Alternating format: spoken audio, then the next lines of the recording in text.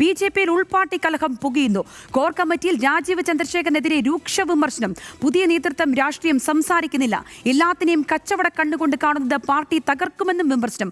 അതേസമയം നിലമ്പൂർ തെരഞ്ഞെടുപ്പ് തോൽവിയിൽ BJP core കമ്മിറ്റിയിൽ കെ സുരേന്ദ്രൻ എതിർപ്പറിയിച്ചു. ഹിന്ദുത്വയാണ് പാർട്ടിയുടെ അടിസ്ഥാന ആശയമെന്നത് മറന്നു പോകരുതെന്ന് കെ സുരേന്ദ്രൻ പറഞ്ഞിരിക്കുകയാണ്.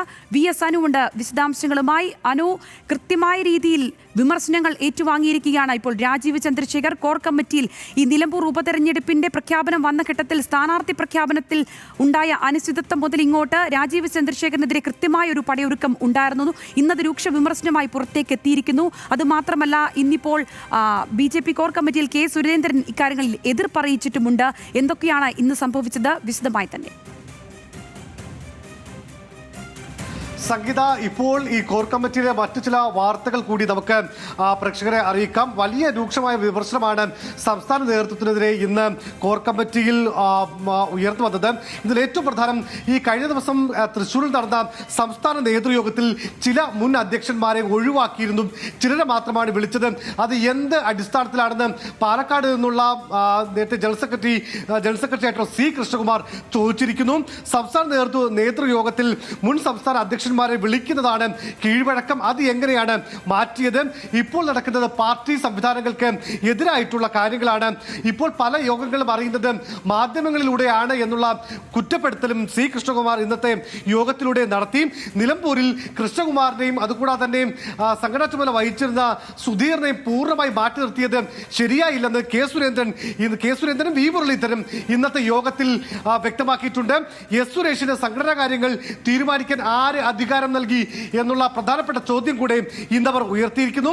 മാത്രമല്ല, സംസ്ഥാന അധ്യക്ഷൻ ആദ്യ യോഗത്തിൽ പറഞ്ഞത് തനിക്ക് ഗ്രൂപ്പില്ല, ഗ്രൂപ്പ് പോരെ അവസാനിപ്പിക്കുമെന്നൊക്കെയാണ്. പക്ഷേ അദ്ദേഹം പി കെ കൃഷ്ണദാസ് പക്ഷത്തിന്റെ ഒരു ഗ്രൂപ്പ് നേതാവായി മാറി എന്നുള്ള അതിരൂക്ഷമായ വിമർശനം കൂടെ ഇന്നത്തെ കോർ കമ്മിറ്റിയിൽ ഉന്നയിച്ചിരിക്കുന്നു.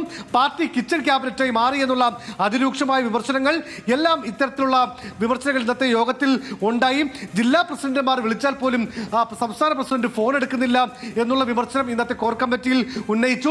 14 ജില്ലാ ഇൻചാർജുമാരിൽ 12 പേരും പി കെ കൃഷ്ണദാസിന്റെ അല്ലെങ്കിൽ കൃഷ്ണദാസ് പക്ഷത്തിലെ ആൾക്കാരാണ്. ഇത്രയും കാലം സംഘടനാ പ്രവർത്തനം നടത്തിയിരുന്ന ആളുകളെ പൂർണ്ണമായി ഒഴിവാക്കുന്ന നടപടിയാണ് പുതിയ പാർട്ടി നീക്കങ്ങൾ എന്നും പറയുന്നു. ഈ അമിത്ഷാ തിരുവനന്തപുരത്ത് വരുന്ന കാര്യം അറിഞ്ഞത് എം.ടി. രമേശ് നേതൃയോഗത്തിൽ പറയുമ്പോൾ മാത്രമാണെന്ന് പി. സുധീർ യോഗത്തിൽ തുറന്നടിച്ചിരിക്കുന്നു. അങ്ങനെ കൂടിയാലോചനകൾ പോലും ഇല്ലാതെയാണ് പാർട്ടിയിൽ കാര്യങ്ങൾ നടക്കുന്നത് എന്നുള്ള വിമർശനം ഇന്നത്തെ കോർ കമ്മിറ്റിയിൽ ഉണ്ടായി. അതായത് സംസ്ഥാന നേതൃത്വത്തിനെതിരെ അതിരൂക്ഷമായ വിമർശനങ്ങൾ ഇന്നത്തെ യോഗത്തിലുണ്ടായി. അതേസമയം ഈ പാർട്ടി കാര്യങ്ങൾ പുറത്തു പറഞ്ഞത് ശരിയായില്ല എന്ന് പി കൃഷ്ണദാസ് പക്ഷം തിരികെ ഒരു ആക്രമണം നടത്തിയിരിക്കുന്നു. അതായത് ഈ നേതൃയോഗത്തിൽ വിളിക്കാത്ത കാര്യം മാധ്യമങ്ങൾക്ക് ചോർത്തിക്കൊടുത്തത് ശരിയായില്ല, അത് പാർട്ടി വിരുദ്ധ പ്രവർത്തനമാണെന്ന് പി കൃഷ്ണദാസ് പക്ഷം പറയുന്നു. പക്ഷേ മറ്റൊരു പ്രധാനപ്പെട്ട കാര്യം കൂടെ കൃഷ്ണകുമാർ ചോദിക്കുന്നു. ഈ കഴിഞ്ഞ ദിവസം വരെ അല്ലെങ്കിൽ ഈ രാജീവ് ചന്ദ്രശേഖരൻ ചാർജ് എടുക്കുന്നത് വരെ പാർട്ടിയെ ബൂത്ത് തലത്തിലൊക്കെ സജീവമാക്കിയ വി മുരളീധരനെയും അതുകൂടാതെ തന്നെ കെ സുരേന്ദ്രനെയും എന്തുകൊണ്ടാണ് തദ്ദേശ തെരഞ്ഞെടുപ്പ് അവലോകനം പോലെയുള്ള ഒരു പ്രധാനപ്പെട്ട പരിപാടിയിൽ വിളിക്കാത്തതെന്ത് എന്നുള്ള അതിനിശ്ചിതമായ വിമർശനം കൂടെ സി കൃഷ്ണകുമാർ ഉന്നയിച്ചിരിക്കുന്നു.